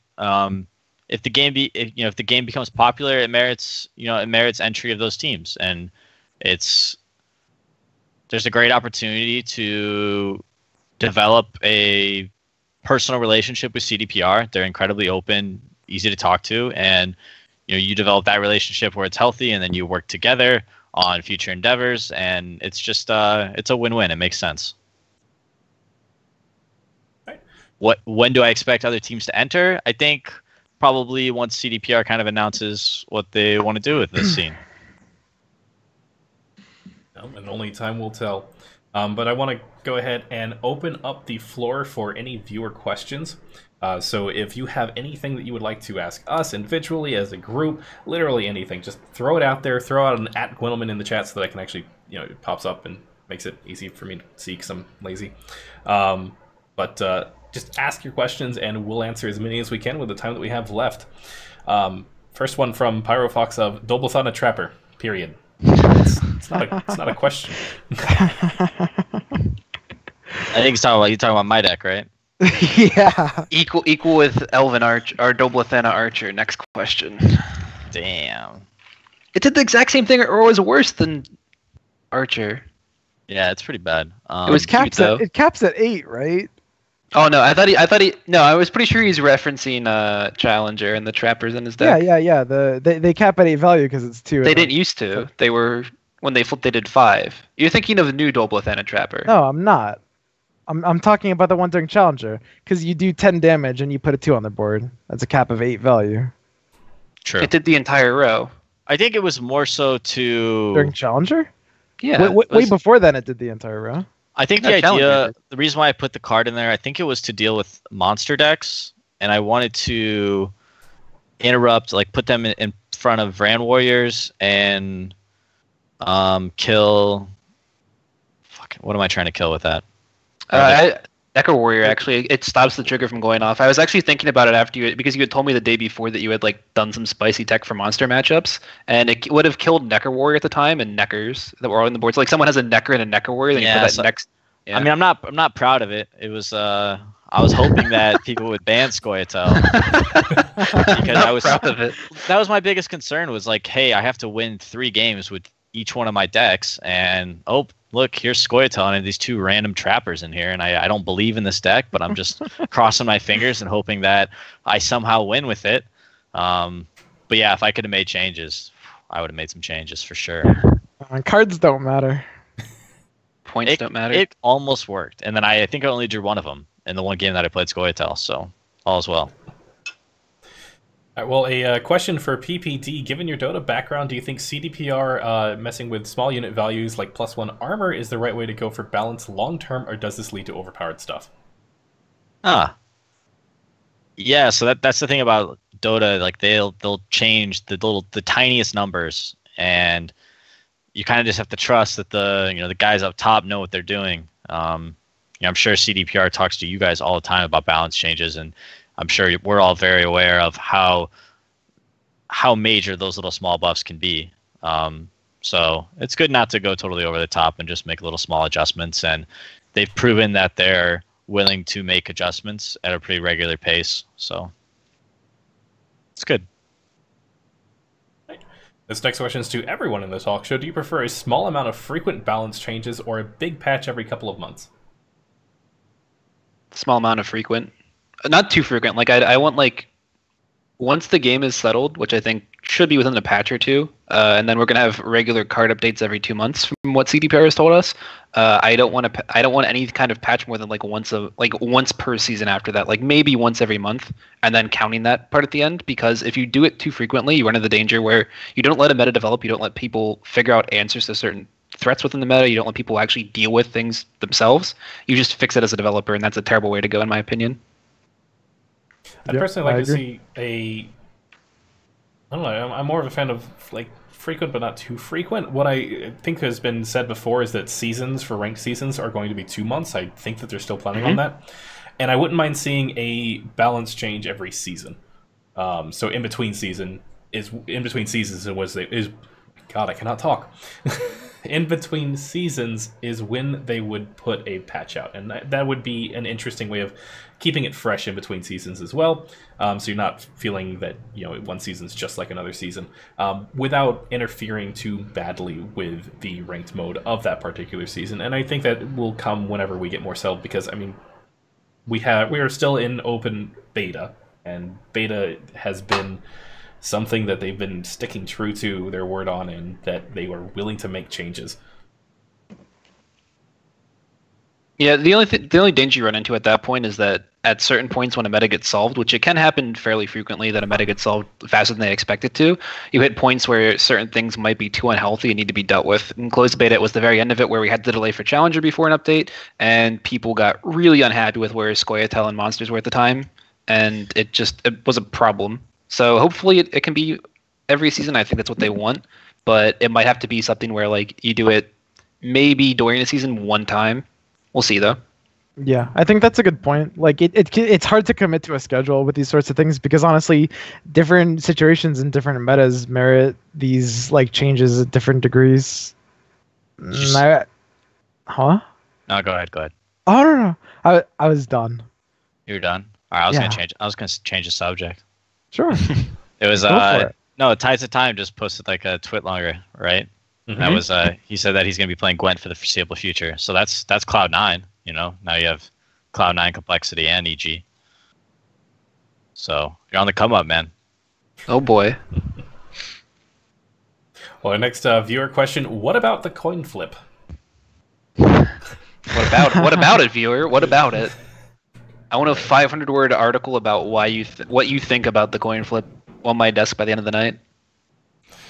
Now, the coin flip has always been a point of contention, especially with Gwent, in that you're always starting it's the weirdest thing, because if you compare it to other card games, a lot of times you want to go first so that you can have your opponent reacting to you.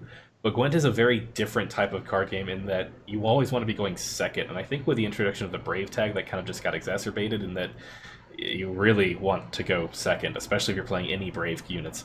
And it's an interesting... I'd like to see something come out to help offset it.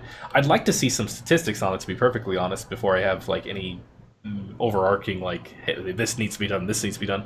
I want to know just how big of a difference it is to always be going second, and I suspect that it's worth quite a bit.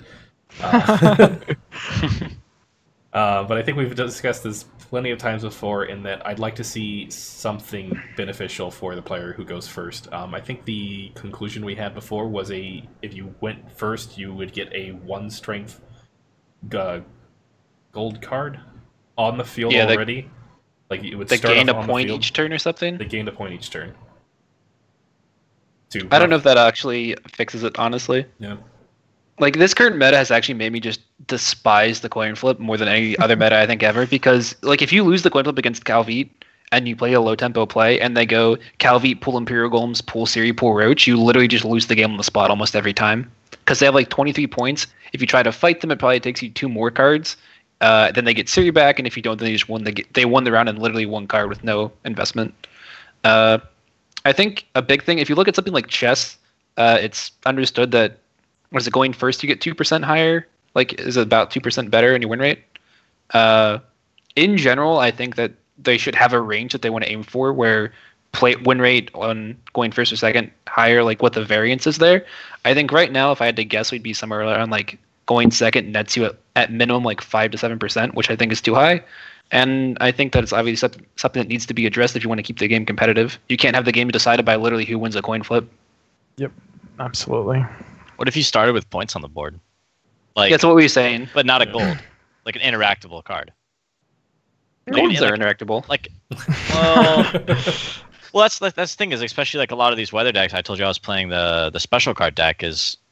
Oftentimes I don't like going first, because if I John Calviet and he goes out there and I draw 3 cards that want to interact with my opponents, then that's a fair point. Mm-hmm. See what I'm saying? Yeah, it's fair. It's a really delicate and a really complex situation, and I don't know that points on the board is actually what fixes it or not, but it's one of those things that they need to keep in mind, because in this game, as a game that's primarily known to be like much more skill tested than some other games that we're not going to name, where randomness matters more and it's like player skill is a very big thing. You don't want a lot of your games to be decided by literally who got the coin flip, because in Gwent, the person who goes second really has a lot of the power in both the first round and then by extension the second and third rounds. So you can't let that continue to be a thing if you want the game to be competitive and be healthy. Vishra, I have a question for you real quick. I want to get your opinion on something, which is the solution. So something I was thinking of, which is basically that the person who loses the coin flip and has to go first goes second in both of the other rounds. What do you think about that? Because I've heard the suggestion that you give the person that goes first basically the Scoia'tael faction passive, and in my eyes, the first suggestion is basically a more streamlined version of that. What happens if you draw? Presumably the same thing. Regardless of winning or losing, the person who wins the coin flip and has to go second the first round goes first in the others. Period. That might work. It's really hard. It's interesting. It's hard to say it without trying it or without the data, but. I know we can talk about the coin flip for a lot longer, but let's go ahead and try and get more viewer questions. So next one is, every tier 1 deck in the snapshot is seeing nerfs except for Dagon Fog. Thoughts? I think that deck isn't as good as people think it is. I think it is a very good meta deck right now, but I think if people started teching heavily for it, the deck kind of gets knocked over. So I think it's a good thing too. I think it's a really healthy thing that the deck has some clear weaknesses that people can exploit. Woodland Spirit might not need buff to a 7, even though I love that card. It's my favorite card in the game, and I love seeing it at a 7 again. It might be too good then. Yeah, I think tier 1 will be fine. I think it's going to be interesting. I think we'll see some new decks break in, and might see 1 or 2 of the Nilfgaard decks drop out. Probably just, I don't know, maybe the Spy deck drops a little bit. I think Foglets are going to be still kind of annoying to deal with, though. No, I think that having tier 1 decks show up as getting some nerfs, there's a reason that they're tier 1. And so knocking them down to might be in their better interest just for the health of the game. But as far as the Foglets are concerned, we've seen decks like this pop up before where they're really just meta call decks. And I think it's the first meta call deck that we have of the open beta, and it's simply, I agree with Vishra, it can be teched well against. If you know what you're going up against, and if it's one of the ones that comes out like as one of these top decks, then you can adjust your deck accordingly. And I think that right now we don't have like take the meta of the last patch in closed beta, where you just kind of had Scoia'tael, and that was really, and like consume monsters basically, and our Northern Realms Golds as well. But you had the existence of these decks that prevented you from teching against some of these other ones, and we currently don't have that. I hope that kind of makes sense. It made sense to me in my head. Yeah, you basically went up with a barrier of entry to a tier, or like to the top tier levels, and we're kind of lacking. We don't really have that police deck right now, like what Scoia'tael was. PPD, have you actually played against that deck yet, the Foglet deck? I was looking into it. I think I've played against it like once. What about it? So do you have an opinion about it at all?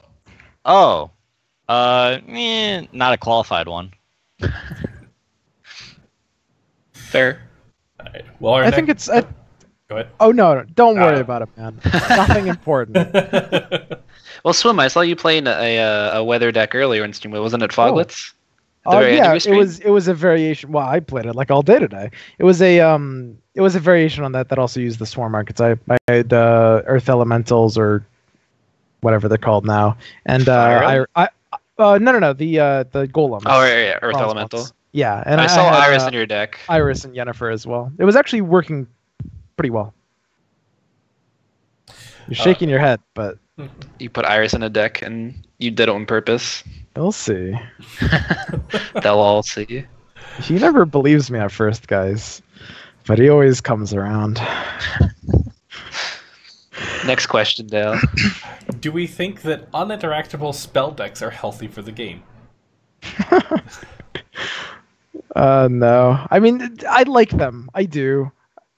Freeze Maze and Hearthstone was really cool, but needs to be at least scaled back a bit. It's a really hard place to draw the line. It's hard to say, but the state of them right now is definitely at least a little unhealthy. I felt really bad because that was the deck that I started playing with. So I was like very level 1. I started level 1 with the spell guard, right? And I felt really bad for my opponents because they obviously didn't have like as good as decks as I had because like CDPR hooked me up with the kegs. And so I just had this like fucking spell deck coming at them, and I was just destroying all their cards, and they couldn't interact with any of my cards, and they were just like forfeiting like on round 2, and it was bad, man. I felt like a monster. So I'm a big fan of the decks. I think they should. I think it's good for the game. Yeah, I'd agree. Nope. I think that I love the idea. I love the archetype, like the overall idea of a spell-based deck. I think it's something that's really healthy for the game to exist. I think it's like a puzzle. Like, how do you feel about like PPD? You played the Nilfgaard variant. Is it like, from my perspective, like the Scoia'tael one at least, kind of feels like you're. It's not even like you're about your opponent a lot of times. It's about you having all these puzzle pieces and making it work together, right? Yeah, so it's a lot about drawing the, what are the guys called? The eight guys? Imperial Enforcers. Yeah. So they hit the golds, right? Like you were saying it, Swim, you were saying it's like a little unreliable sometimes, and I definitely have got that where it's I'll be in round 3 and I'll be like, I guess I'm not I'm drawing bronze here. Like that's just maybe I'm probably misplaying a little bit, but sometimes I feel like that just happens. Like I don't think I make a lot of misplays. It does happen sometimes. So yeah, like I love the idea of like you have this deck that attacks from a completely different angle than other decks. I think that having archetypes like that is a very healthy thing for most game designs. I think you see it in every successful CCG or TCG. You have decks that attack from completely unique angles. If you have anyone who plays Yu-Gi-Oh, there were decks that went off of a card that was called Final Countdown that was like a turn timer. There were things that if you milled your opponent out, you won the game. Yeah, there were things that, like, alternate win cons should exist, and Scoia'tael or like spell-based decks in general are as close as we can really get to an alternate win con right now, I think. So I like the idea of them. I think that they're incredibly hard to balance properly, and if they're too powerful, then they're borderline oppressive. But I think that I like the idea a lot of the deck. I think it's fun. Yeah, I mean, I honestly don't disagree at all. Like, I do like the archetype. I don't know what the solution is. It needs to be. I don't like where it's at right now. I think it should be scaled back somehow, or made at least in some way slightly more interactable. Well, it kind of goes back to our argument. Like maybe the spell decks are too good in the meta, you know. Yeah, but like possibly. maybe in a tournament setting, you know, you can build around it, or maybe you know that niche spell deck choice, you know, could win you a match or a tournament or whatever it might be. Like that's the kind of place where you want it, right? Like where you can still win games with it, but it's not necessarily in every game. we even saw that when the deck first came out. Like it was dominating the ladder for like a day or two, and then people started to understand how to play against it. It lost that edge that it had because people knew what they were up against, and people started teching cards against it. Like D-Shackles became much more popular, and people were understanding like the way that you beat it. Like you force them into round one really deep. You keep your gold cards for later. Like you spend your gold cards as board presence round one, right? And then if you take round one against them, they very rarely can win the game because you get to pressure them out in round two. So like there's specific ways to fight those decks, and there's specific strategies that you have to understand to beat those decks. But it's not a bad thing that those exist. Well, man, that's a hard one though. I mean, I felt the same exact way about PFI, and I know we're dragging this topic on a little long, but it's the old PFI deck. Vishra, did you play when the old PFI deck was a thing? Martin? Yeah, it was back when like your opponent would pass and you'd spend all 10 cards in your hand and you'd make like 300-point gold resilient PFIs. Oh, no, not that one. Not that one. Oh, you mean the one where you'd make like an 11-point PFI, then you'd res it and it would make copies of that one? Yeah. It's kind of the same way I felt about that deck. Like that deck ultimately wasn't super strong. It was even weaker than the spell deck for sure. It did not see the light of day above like the top 200, but it was still like super toxic for new players. Like the problem is that like while it's very counterable and while you have to know how to play around it, new players aren't gonna be able to always, and it can just be a really bad experience for them. Yeah, TLDR, it's a good archetype to exist, but it's very hard to balance, and they need to hopefully keep that in mind while working on it in the future. Just introduce bronze legendaries and make all of the cards of it legendaries. That way it keeps out the new players. Well, our next viewer question, do we think that new units that there will be new units with non-summon orders. So the orders tag right now is currently only being used to pull units from the deck to the battlefield. Do we think there will be new units that will have the orders tag that don't do that, don't summon themselves, or will they scrap orders completely?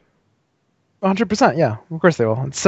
It's design space that they can explore. They can do some cool things with, certain things, either growing or damaging or doing something. They could have an entire archetype based around, building a board and then having some alternative way to trigger your leader. It's possible, for example, if they did want to explore that, they put it in Nilfgaard. This would be, granted, a lot of things would look different, but maybe they put it in Nilfgaard, maybe introduce the mechanic where Kahir can trigger your orders, and just on a technicality, and then just make a deck where you build a board around everything doing something when you do your leaders.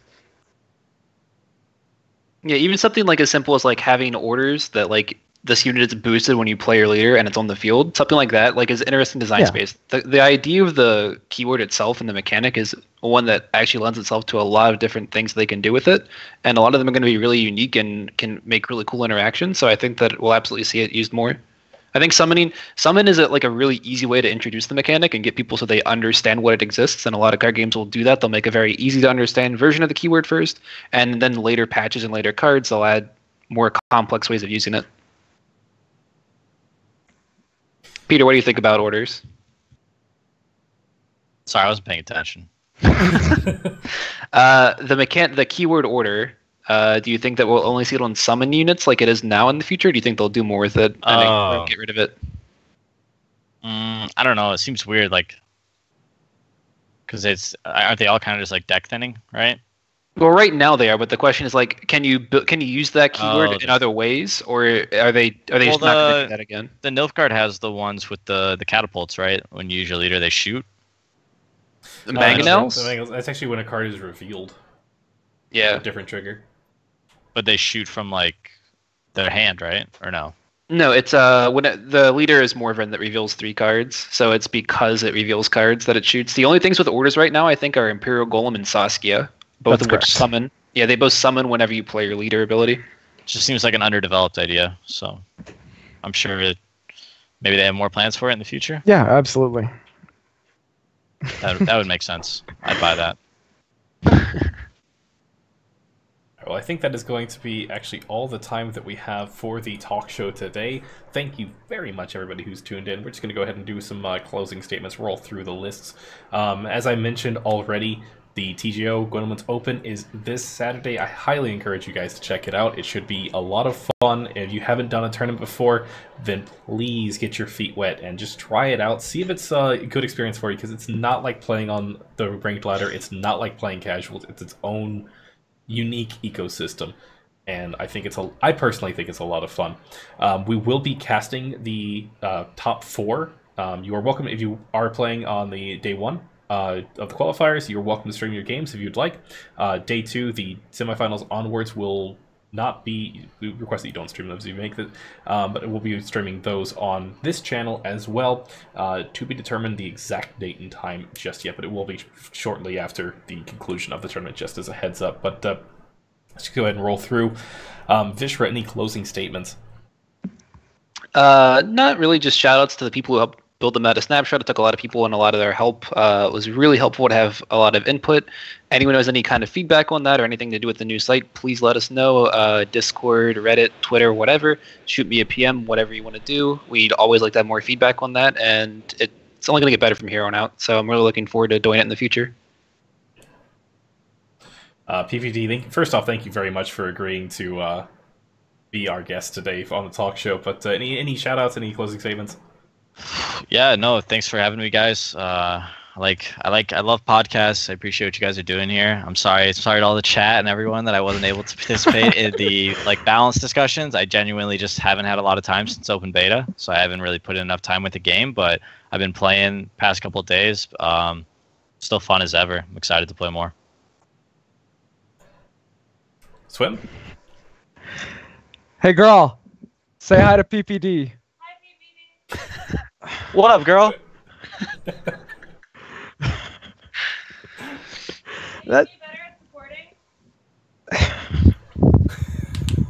Thanks, Swim.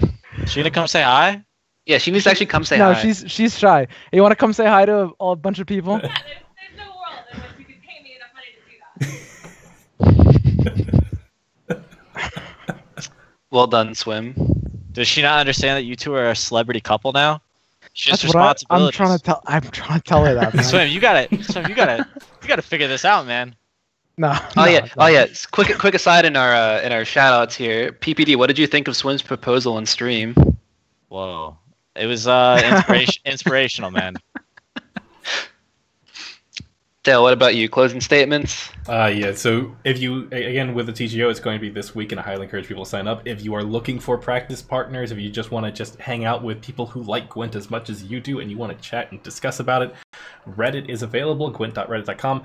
Over on Reddit, you can also find the link to the official Gwent Discord. Check that out as well if you want a more immediate response. I feel like Reddit just kind of takes a little bit sometimes. And it's a lot more easy to chat with people sometimes on the official Gwent Discord. So shout out to them as well. As we mentioned several times through the talk show, Gwentlemen.com, that's us. Hey, we have the snapshot out as well, and we also have the so within the past month, I want to say, right around our open beta, we updated or upgraded to a new website. If you want to use anybody as a punching bag because you hate it, that's me. I'm the one who did that. So if you have any feedback, please let me know, because we are aware of a couple of issues already. They should be, most of the obvious ones should be cleaned up by this weekend, but we are welcome to any suggestions. We want to make sure that we are providing the best quality content and the best website that we can for you. So that, I think, is going to be the end of my shout-outs. Shout out to everybody who has viewed this talk show with us. Thank you all very much. Thanks, chat. Swim chat says go make your bed. Dale, can I ask you a personal question? Sure. What's up with your name, man? The White Wolf? What's that about? With a PH? Yep. Well, so Wolf with a PH, huh? Yeah. No, He's fat, like PH fat. So Let's hear it. I've been going with Dale Martell online. That's spoilers. That's not my name. People seem to think it is.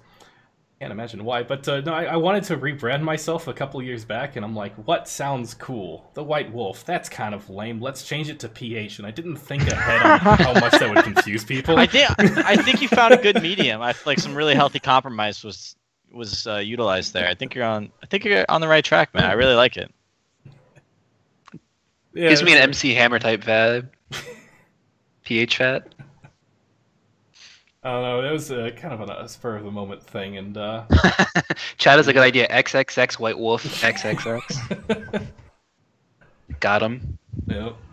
Oh man, but the next time we will see you all on this channel, twitch.tv/Gwentlemen, will be to be determined. Definitely before next Thursday. We always have this talk show same time every Thursday. It's a weekly thing. We've missed 1 week, and we'll tarnishing our perfect record. Hopefully it does not happen again. Chat. We'll let you guys know before but the end of TGO this week, probably. What date we can stream it, right? Yes, yeah, we will be streaming the semifinals onwards of the TGO on this channel. That'll be the next thing that we have. Oh, this is chat.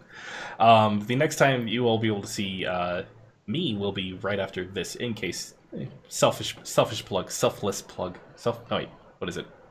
Whatever the. Shameless. It's shameless. Shameless. There we go. Yeah. Where you can continue to hear me not make complete sentences. We'll be over at twitch.tv/TheWhiteWolf with a PH. But until next time, thank you all very much, everybody who tuned in. Shout out, thank you very much, PPD, for agreeing to be on the show with us. And we will see you all again on this channel for the TGO cast, and then next Thursday for the Gwentlemen Talk Show. Take care, everybody.